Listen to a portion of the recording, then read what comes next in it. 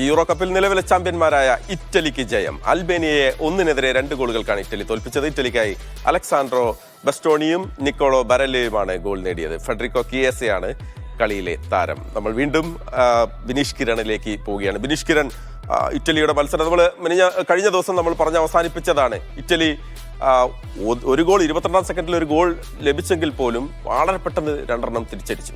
എന്താണ് ഇറ്റലിയുടെ ഒരു പ്രകടനത്തെ എങ്ങനെ വിശേഷിപ്പിക്കാം നമുക്ക്?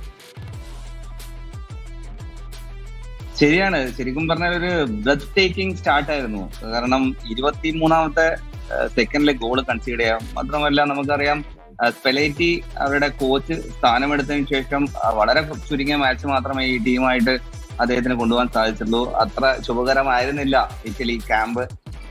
പോരാത്തതിന് 23-ാമത്തെ സെക്കൻഡിൽ ഒരു ഗോള് കൺസീഡ് ചെയ്യുന്നു. ബട്ട് അവര് വളരെ നല്ല രീതിയിൽ തിരിച്ചു വന്നു എന്നുള്ളതാണ്. ആ ഒരു രണ്ടാമത്തെ ഗോള് ഈക്വലൈസർ ഗോള് കണ്ടെത്താൻ വേണ്ടിയുള്ള അവരുടെ ആ ഒരു തീവ്രമായ എന്താ പറയാ ശ്രമം, അത് തന്നെയാണ് ഇന്നലെ ഒരു നല്ലൊരു ഇംപ്രഷൻ ഇറ്റലി ടീമിൽ ഉണ്ടാക്കിയിരിക്കുന്നത്.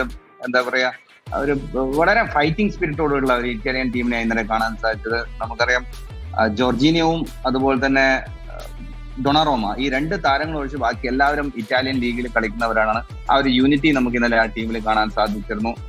പെലിഗ്രീനി വളരെ നല്ല ഫോമിലാണ് ഉള്ളത്. അതുപോലെ തന്നെ കിയേസ ഫോമിലാണ്. ബരേല ഓഫ്കോഴ്സ് എന്താ പറയാ, ബെസ്റ്റ് പ്ലെയർ കിയേസ ആണെങ്കിലും ബരേലയുടെ ഇന്നലത്തെ പെർഫോമൻസ് നമുക്ക് എടുത്തു പറയേണ്ടതാണ്. തീർച്ചയായും ഇന്നലെ ഇറ്റലിയുടെ പെർഫോമൻസ് എടുത്തു പറയേണ്ടതാണ് എന്നുള്ളതാണ് ശ്രീ ബിനീഷ് കിരൺ. നമുക്ക് വീണ്ടും വരും ദിവസങ്ങളിലും നമുക്ക് യൂറോ കപ്പുമായി ബന്ധപ്പെട്ടുള്ള വിശകലനങ്ങളിലേക്ക് കിടക്കാം. ഹരിഗോവിന്ദിലേക്ക് ഒരു തവണ കൂടി പോവുകയാണ്. ഹരിഗോവിന്ദ്, എങ്ങനെയാണ് ഇന്നലത്തെ ഒരു മത്സരം? ഈ സെർബിയ ഇന്നലെ മത്സരം മുഴുവൻ ഇരുന്ന് കണ്ട ആളാണല്ലോ. എന്താണ് ഈ 22-ാം സെക്കൻഡിൽ ഗോൾ വീണപ്പോൾ എങ്ങനെയായിരുന്നു ഇറ്റലിയുടെ ഒരു പ്രതികരണം? എന്തായിരുന്നു?